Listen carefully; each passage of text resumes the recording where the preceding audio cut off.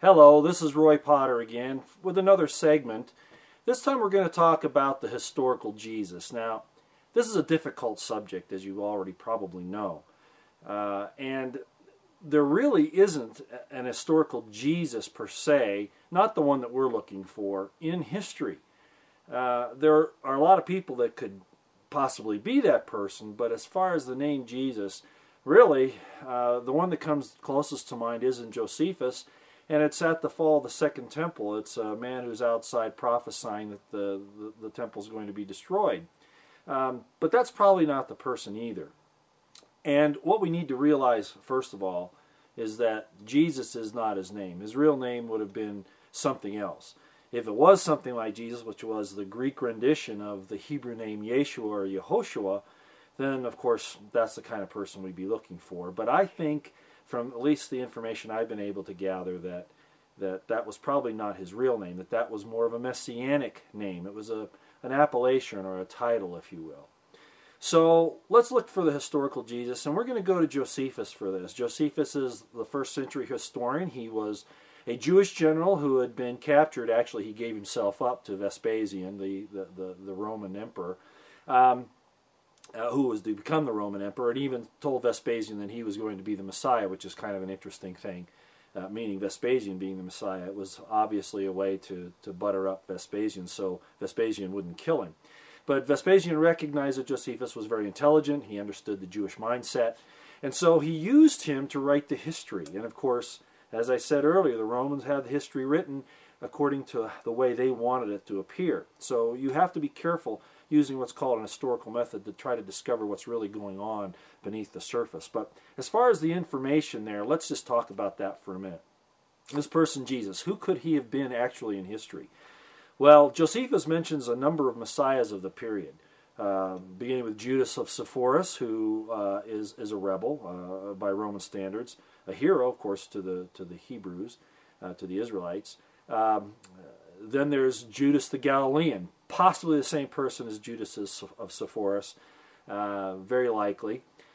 You also have another individual by the name of Simon, and you have another individual by the name of Athronges. Now, these are just some of the examples.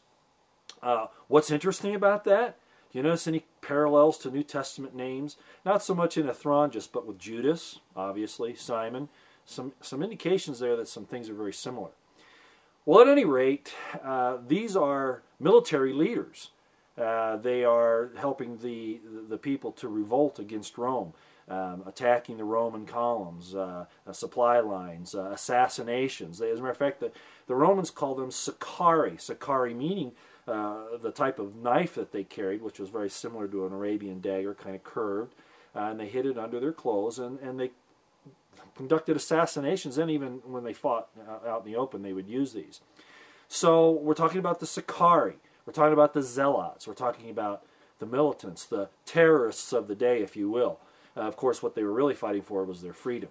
But one man's freedom fighter is another man's terrorist, as you probably have figured out by now. It really depends upon what you're doing. These Jews that were fighting the Romans weren't wholesale killers by any means. They definitely reacted mostly in a military setting. There were occasional exceptions to that, but those were normally targeted at political figures of one sort or another.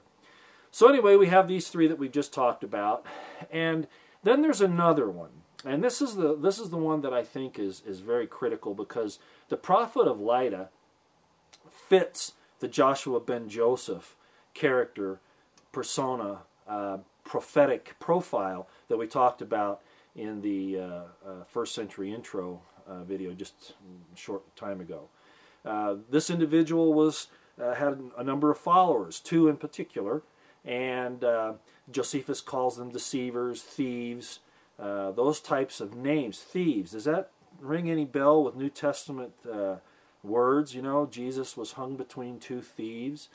Well, the crucifixion was reserved for political insurrectionists, not for people that stole a loaf of bread. So we're talking about somebody being crucified for a political insurrection.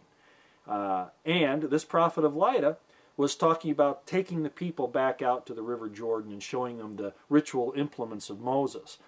That's critical as well, because the ritual implements of Moses were important to the northern kingdom. They were important to the Mushite priests, so the idea of the Ark of the Covenant in Shiloh. And they were at odds in the northern kingdom with Judah in the south, who wanted to consolidate power around Jerusalem. This is an historical anomaly and difficulty that we don't have time to talk about today. And of course the northern kingdom didn't exist in the time period of the first century that we're talking about, but the old arguments were still there. Now there are some indications that, the Sumerians were brought in by the Assyrians earlier on, and that they're not true Israelites. But certainly some of the old Israelites that lived there may have filtered back. And that's a theory that I've been working on for some time. And they wanted to claim the birthright. And this prophet of Lyta would have certainly been one of them.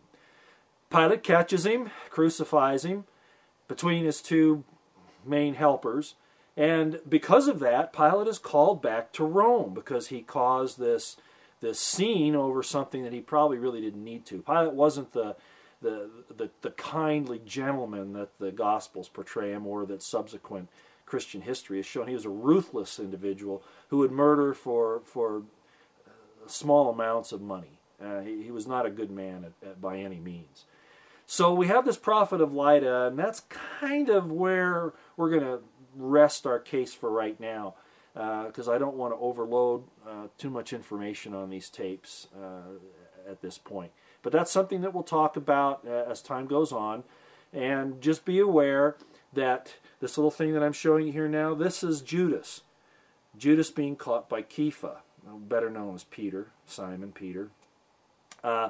Judas was not a traitor in the normal sense of the word. As a matter of fact, the name Iscariot probably means Judas the Sicarii, leader of the Sicarii, or the assassin movement against the Romans.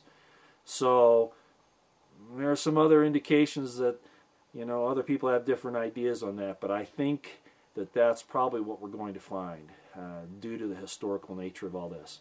So thank you again for coming. I hope you've enjoyed this little bit, and we'll continue on later.